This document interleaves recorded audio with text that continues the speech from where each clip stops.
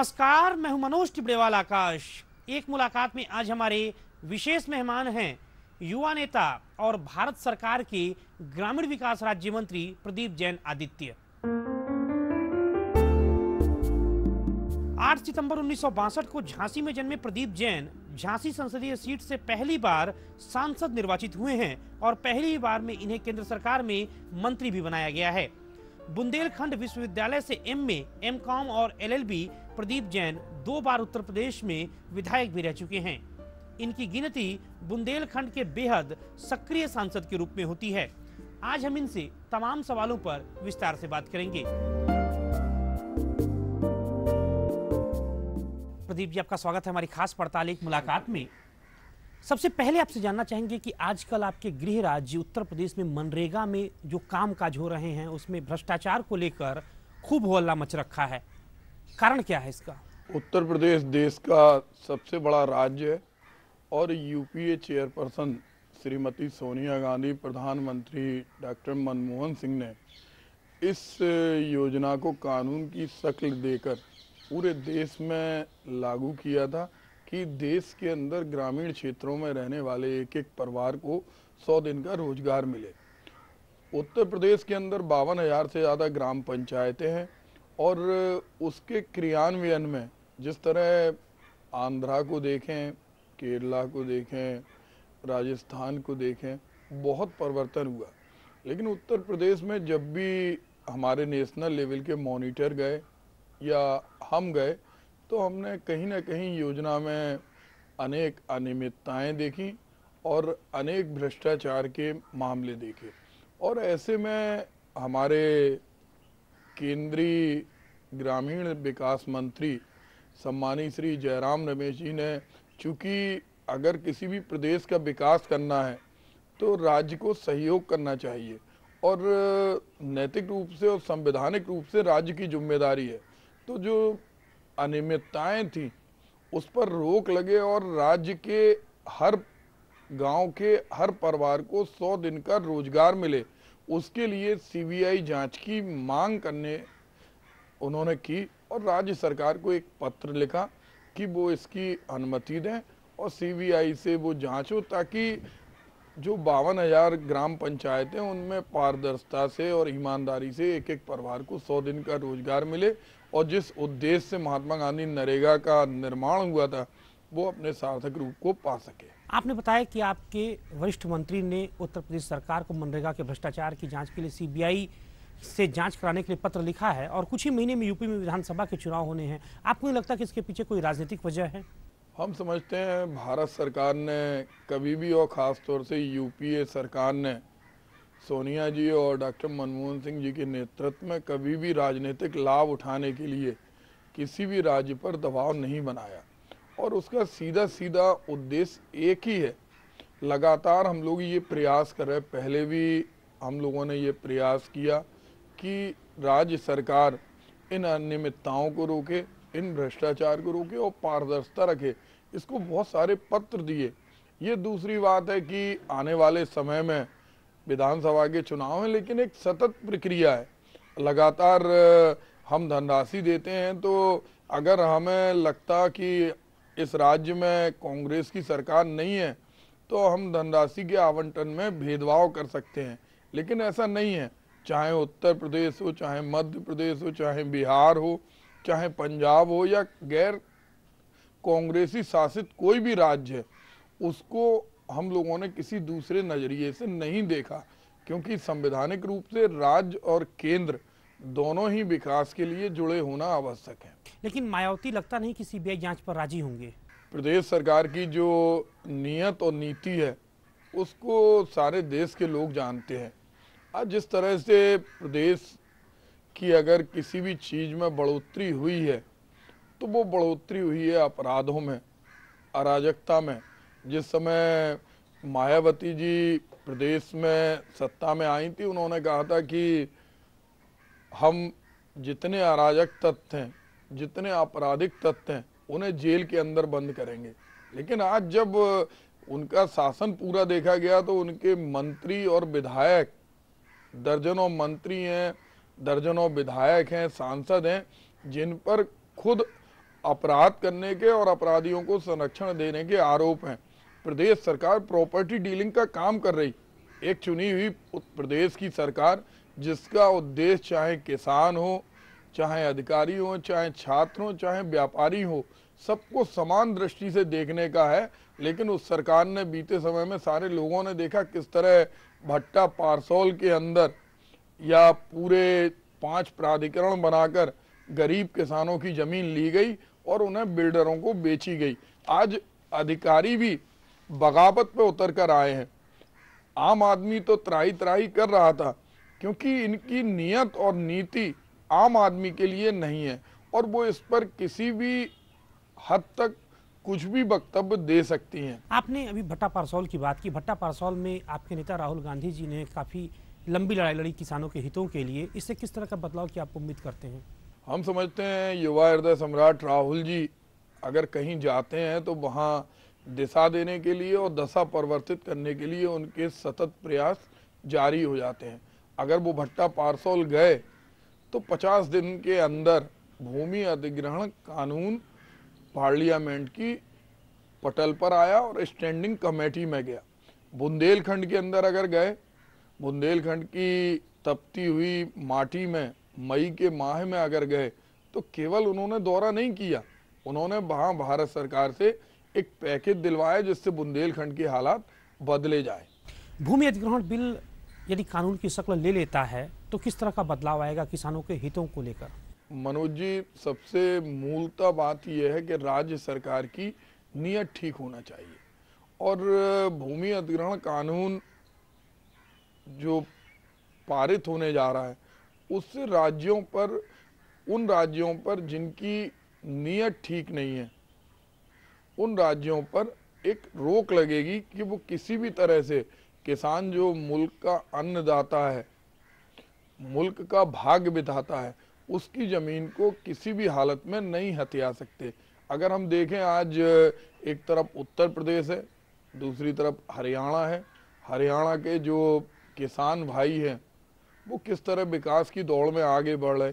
वहीं उत्तर प्रदेश के अंदर अगर हम देखें, एक एक किसान भयाक्रांत है, उसकी ज़मीन को जबरन हत्याया और माननीय उच्चतम न्यायालय तक ने किसानों के पक्ष में निर्णय देके ये प्रदर्शित किया है कि उत्तर प्रदेश की सरकार किसानों के साथ ठीक काम नहीं कर रही है और इसीलिए ये भूमि अधिग्रहण कानून के माध्यम से आने वाले समय में इस तरह के जो घटनाएं उन पर रोक लगेगी और राज्य सरकार सचेत होकर काम करेगी। 7,266 करोड़ रुपए का बड़ा पैकेज भारत सरकार ने दिया ताकि बुंदेलखंड का समग्र विकास हो सके। करीब 2 साल पहले कुछ तस्वीर बदली बुंदेलखंड की।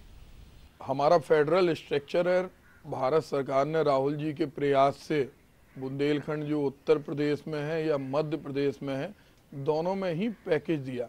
पैकेज देने के साथ साथ वहाँ पर सेंट्रल एग्रीकल्चर यूनिवर्सिटी दी, RRR योजना दी जिसमें वाटर बॉडीज को 90% एलोकेशन सेंट्रल गवर्नमेंट करती है।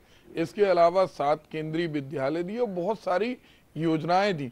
बेतवा कैन लिंक परियोजना जिससे बुंदेलखंड का एक एक गांव सिंचित होगा, उसका प्राक्कलन भी तैयार कराया। जब वो दोनों राज्यों की स्वीकृति आ जाएगी तो कम से कम उसमें 20,000 करोड़ की धनराशि भी भारत सरकार देगी। लेकिन जो बदलाव आना चाहिए, क्योंकि उस बदलाव के पीछे काम करने वाली सत्ता राज्य सरकार है और राज्य सरकार की नैतिक और संवैधानिक जिम्मेदारी है कि वो काम ठीक ढंग से कराए। आज बुंदेलखंड के अंदर बहुत भारी स्तर पर बुंदेलखंड पैकेज में भ्रष्टाचार हुआ है, कुएं बने, लाभार्थी से धनराशि वसूली गई और वो कुएं गिर गए क्योंकि ना तो प्राथमिकता है राज्य सरकार की और ना उनके पास कोई मॉनिटरिंग एजेंसी है जिससे बुंदेलखंड पैकेज को वो प्राथमिकता पर जांचें। आप सिर्फ उत्तर प्रदेश सरकार पर लगातार आरोप लगा रहे हैं, कुछ आप लोग एक्शन क्यों नहीं लेते अगर उत्तर प्रदेश सरकार ईमानदारी से काम नहीं करती तो? संविधान के द्वारा दोनों सरकारें चलती हैं और ये राज्य सरकार की जिम्मेदारी है। भारत सरकार से भी जो टीम जाती है उस टीम की रिपोर्ट का एग्जीक्यूशन भी स्टेट गवर्नमेंट को करना पड़ता है और एक चुनी हुई उत्तर प्रदेश में सरकार है, देश का सबसे बड़ा राज्य है और ये उनकी जिम्मेदारी है कि अगर वो सत्ता में है और गरीब आदमी के पेट के निवाले का पैसा अगर कहीं खाया जा रहा तो उस पर वो कड़ी कार्रवाई करें।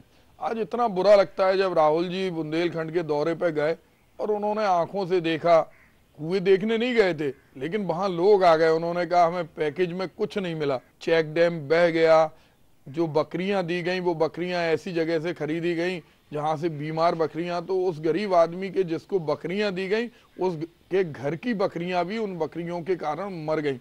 और इस तरह का खिलवाड़ राज्य सरकार कर रही, चूंकि राज्य के अंदर बहुजन समाज पार्टी की सरकार है और उनकी जिम्मेदारी है कि वो इसका इम्प्लीमेंटेशन कराएं और जो अनियमितता और भ्रष्टाचार की घटनाएं हैं इन पर रोक लगाने के लिए उन लोगों पर कड़ी कार्रवाई करें जिनके माध्यम से ये कार्य किए जा रहे हैं। और एक मुलाकात में यहाँ पर रुकेंगे एक छोटे से ब्रेक के लिए। ब्रेक के बाद भी ग्रामीण विकास राज्य मंत्री प्रदीप जैन आदित्य से यह बातचीत जारी रहेगी।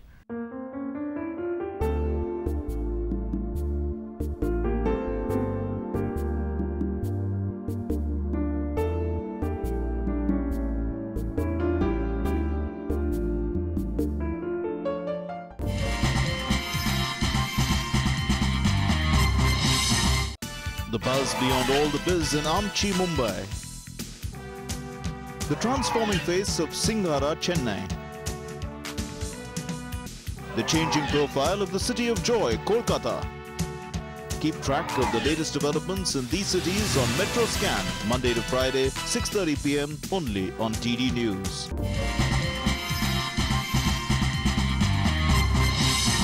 ब्रेक के बाद एक बार फिर आपका स्वागत है। एक मुलाकात में आज हमारे मेहमान हैं युवा नेता प्रदीप जैन आदित्य।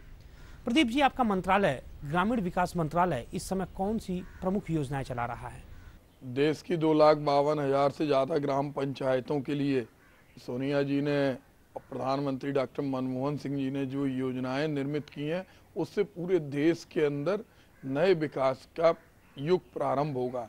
लेकिन चूंकि हमारा देश संघीय ढांचे से चलता है और अभी हम देखें तो जो हमारी स्वर्ण जयंती ग्राम स्वरोजगार योजना थी उसको हम लोगों ने आजीविका में परिवर्तित किया है और आजीविका के माध्यम से गरीबी रेखा के नीचे रहने वाले हमारे जो युवा भाई और बहनें हैं उनको मुख्य धारा से जोड़ा जा सकता है और उसमें उनको स्किल डेवलपमेंट करके उनको प्रशिक्षित कर उन्हें रोजगार प्रदान किया जा सकता है कि वो समूह बनाकर किस तरह से गांव के अंदर रोजगार के साधन विकसित करें और गांव और शहर का भेद मिटाने के लिए एक सेतु का काम करें। इसके अलावा अगर हम देखें, चाहे हमारा महात्मा गांधी नरेगा हो, चाहे प्रधानमंत्री ग्राम सड़क योजना हो, ये सारी योजनाएं ऐसी हैं जिन योजनाओं से शहर, कस्बे, महानगर और गांव का भेद धीरे धीरे मिटेगा। जब हमारी हर गांव की हैबिटेशन उसके अंदर 12 मासी कनेक्टिविटी होगी, उसको जब हम 12 मासी सड़क से जोड़ेंगे, उस गांव में टीचर भी जाएगा, उस गांव में व्यापारी भी जाएगा, उस गांव से लोग पलायन नहीं करेंगे। और इन योजनाओं के माध्यम से जहां महात्मा गांधी नरेगा के माध्यम से 6 करोड़ से ज़्यादा लोगों परिवारों ने आज रोजगार लिया, क्योंकि हमारे मुल्क के अंदर सबसे बड़ी त्रासदी ये रही कि महिलाएं हमेशा पुरुषों पर आश्रित रहीं। महिलाएं घूंघट में आती थी, अर्थी में जाती थी, लेकिन आज महात्मा गांधी नरेगा के माध्यम से 50% से ज़्यादा महिलाओं ने रोजगार की मुख्य धारा में अपने परिवार को जोड़कर बैंक का दरवाजा देखा और अपने अंदर एक आत्मविश्वास सृजित किया। गांव-गांव में सड़कों के निर्माण के लिए एक बड़ी महत्वपूर्ण योजना है भारत सरकार की प्रधानमंत्री ग्राम सड़क योजना PMGSY। लेकिन दुर्भाग्य यह है कि भारत सरकार कई राज्यों को इस योजना में धन ही अवमुक्त नहीं कर रही। कारण क्या है?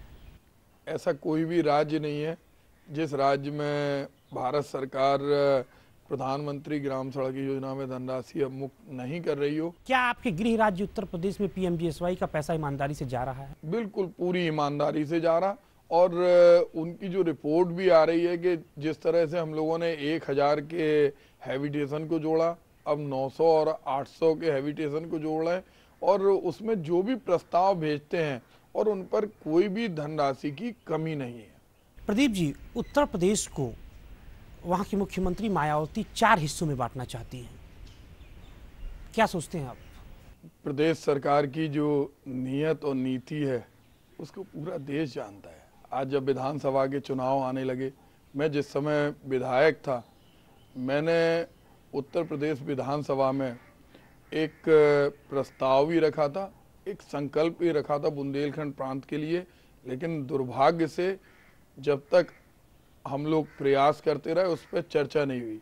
आज जब चुनाव का वक्त आ गया और व्यवहारिक रूप से कुछ हो नहीं सकता, उस समय प्रदेश की मुखिया जिस तरह से ये प्रस्ताव दे रही, वो केवल उसका राजनीतिक लाभ उठाना चाहती है। कांग्रेस पार्टी का क्या स्टैंड होगा इस पर? कांग्रेस ने स्पष्टता कहा है कि राज्य पुनर्गठन आयोग, द्वितीय राज्य पुनर्गठन आयोग के गठन के लिए कांग्रेस मांग कर रही है सरकार से, और हम समझते हैं कांग्रेस कभी भी छोटे राज्यों की विरोधी नहीं रही है। यूपी में दलित वोटर मायावती जी के साथ हैं। जब तक दलित वोटर आपके साथ नहीं जुड़ेंगे तब तक उत्तर प्रदेश में लगता नहीं कि कांग्रेस की हालत बहुत अच्छी होने वाली है। बहुत कोशिश आप लोग कर रहे हैं, फिर भी दलित वोटर आपके पक्ष में नहीं आ रहे हैं, कारण क्या है? ये बिल्कुल सरासर आपका इस तरह का सोचना गलत है, क्योंकि चाहे हमारे दलित भाई हों, चाहे अल्पसंख्यक भाई हों, चाहे पिछड़े भाई हों, और चाहे सामान्य वर्ग के लोग हैं, सबने अपने बेपनाह मोहब्बत से पिछले लोकसभा के चुनाव में कांग्रेस को नवाजा था, जिससे हम लोगों के 22 सांसद आज लोकसभा में पहुंचे।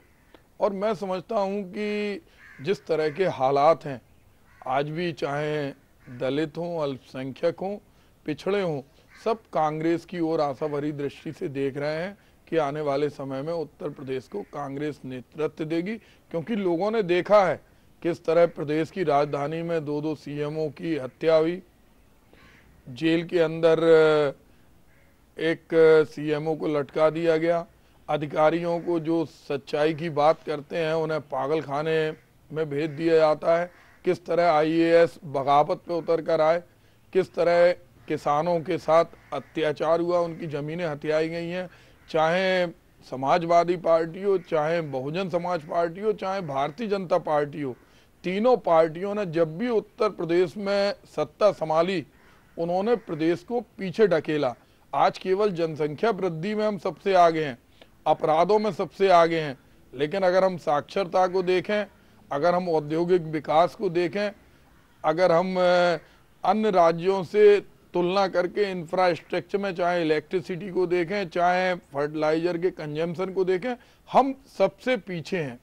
और उसका मुख्य कारण है कि ये सत्ता जब भी गैर कांग्रेसी किसी भी पार्टी के पास पहुंची, उन्होंने सिर्फ अपनी पार्टी का विकास किया, राज्य के व्यक्ति के बारे में कभी नहीं सोचा। और एक मुलाकात में यहाँ पर रुकेंगे एक और छोटे से ब्रेक के लिए। ब्रेक के बाद भी प्रदीप जैन आदित्य जी से यह बातचीत जारी रहेगी।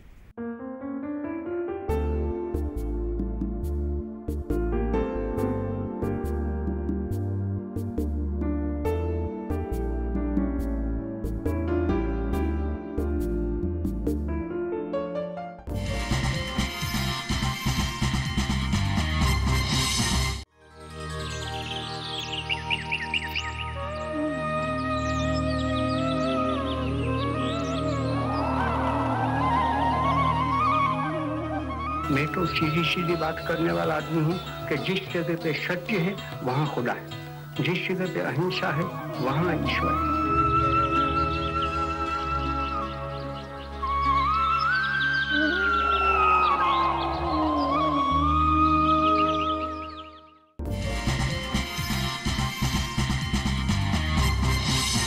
ब्रेक के बाद एक बार फिर आपका स्वागत है। एक मुलाकात में आज हमारे मेहमान हैं प्रदीप जैन आदित्य। प्रदीप जी, 22 साल से उत्तर प्रदेश में कांग्रेस सत्ता से बाहर है, कुछ ही महीने बाद चुनाव होने वाले हैं, लगता है कि इस बार कुछ हालत ठीक रहेगी पार्टी की? हाँ, निश्चित रूप से हम समझते हैं कि सबसे बड़े दल के रूप में और कांग्रेस उभर कर आएगी, और हमें तो ये पूरा विश्वास है कि आने वाले चुनाव में कांग्रेस की सरकार बनेगी। आज खनन माफिया, दवा माफिया, भूमि माफिया, शराब माफिया जिस तरह से प्रदेश की सरकार में शामिल होकर प्रदेश को लूट रहे हैं, उससे जनता ऊब चुकी है। समाजवादी पार्टी के जख्म अभी प्रदेश की सरकार भुला नहीं पाई है। जनता के दिमाग में आज भी वो सारे के सारे धब्बे जो समाजवादी पार्टी में लगे थे वो अभी तरोताजा हैं, और भारतीय जनता पार्टी ने प्रदेश में जो किया है वो किसी से छुपा हुआ नहीं है।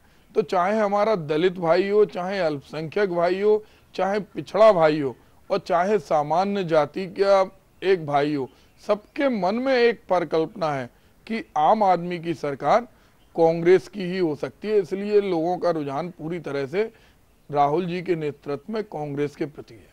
टिकट वितरण में किस तरह का आप लोग ध्यान रख रहे हैं? प्रत्याशियों के चयन में किन किन विशेष बातों का ध्यान आप लोग रख रहे हैं? निश्चित रूप से कांग्रेस नेतृत्व में टिकट वितरण में भी बहुत पारदर्शिता रखी है, और वो लोग जो जनता के लिए समर्पित रहते हैं और जो लोग विधानसभा में पहुंचकर कांग्रेस के माध्यम से प्रदेश का विकास करते हैं, उन आम आदमियों का टिकट वितरण में पूरी तरह ख्याल रखा गया, और यही प्रयास है। और इसीलिए चुनाव के काफ़ी पहले टिकट वितरित किए जा रहे हैं कि वो कार्यकर्ता मजबूती से सामंजस्य बनाकर अपने अपने क्षेत्रों में काम करें और विधानसभा में पार्टी की जीत सुनिश्चित करें। राजनीति में आने की आपको प्रेरणा कैसे मिली? किस तरह आपका राजनीति में आना हुआ? हमारे परिवार की, हम एक मध्यम वर्गीय परिवार में हमने जन्म लिया। हमारे पिताजी रेलवे में सर्विस करते थे, और हमारी माताजी वो जैन समाज की अध्यक्षा थी, और हमारी माताजी के मन में हमेशा ये लगता था कि आगे बढ़कर समाज के सारे वर्गों को जो लाभ पहुंचा सकें, उनके साथ जुड़कर, उनकी धारा में जुड़कर उनके लिए जो कार्य कर सकें, उससे हमें प्रेरणा मिली। और छात्र जीवन से ही हम राजनीति में आए, और उसके बाद परिवार के, चाहे हमारे माता पिता हों, चाहे हमारे भाई बहन हों, चाहे हमारी पत्नी हो, चाहे हमारी दीदी हो, सब लोगों ने जब हमें राहुल जी के स्नेह से विधानसभा में पार्टी का टिकट मिला, तो सारे लोगों ने मिलकर सहयोग दिया, और झांसी की जनता ने अपनी बेपनाह मोहब्बत से हम जैसे छोटे कार्यकर्ता को 2 बार विधायक बनवाया, और 1 बार देश की सबसे बड़ी महापंचायत में पहुंचाया।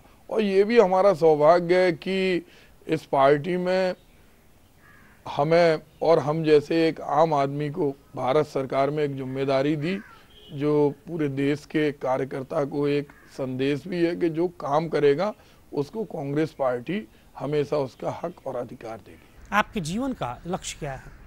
हमारे जीवन का लक्ष्य है कि जो जिम्मेदारी हमें मिली है, खास तौर से बुंदेलखंड एक पिछड़ा हुआ क्षेत्र है और सौर पराक्रम और वैभव के रूप में जाना जाता था। उत्तर प्रदेश देश का हृदय है, ये पूरी तरह मुख्य धारा से जुड़ना चाहिए। आज हम कहीं जाते हैं, हम अगर पंजाब गए, हम अगर कहीं मुंबई गए, हम कहीं अहमदाबाद गए, तो हमें इतना दुख होता है कि वहाँ काम करने वाला मजदूर उत्तर प्रदेश का है या बुंदेलखंड का है। अगर उत्तर प्रदेश के मजदूर को उत्तर प्रदेश में मुख्य धारा से जोड़ा जाए, तो ये हमारा सबसे बड़ा लक्ष्य है। आज हमारे यहाँ जो लोग पढ़ के निकलते हैं, वो रोजगार की तलाश में दूसरे राज्यों में धक्का खाते हैं। हमारे मन में एक भाव है कि हम लोग सोनिया जी और राहुल जी के नेतृत्व में उत्तर प्रदेश का जो खोया हुआ गौरव है, उत्तर प्रदेश के जो बेरोजगारों का हक है, उसको हम वापस लाएं, और उत्तर प्रदेश जिस गौरवशाली परंपरा से जुड़ा रहा, बुंदेलखंड जो सौर पराक्रम और वैभव से जुड़ा रहा, उसका खोया हुआ गौरव हम वापस ला सकें। जी बहुत बहुत धन्यवाद हमसे इस खूबसूरत बातचीत के लिए प्रदीप जी। तो ये थे प्रदीप जैन आदित्य, जिनसे मैं तमाम सवालों पर बात की। अगले सप्ताह आपसे फिर मुलाकात होगी ठीक इसी समय आपके अपने लोकप्रिय कार्यक्रम एक मुलाकात में देश की एक और बड़ी हस्ती के साथ। तब तक दूरदर्शन की हमारी इस पूरी टीम को दीजिए इजाजत। नमस्कार।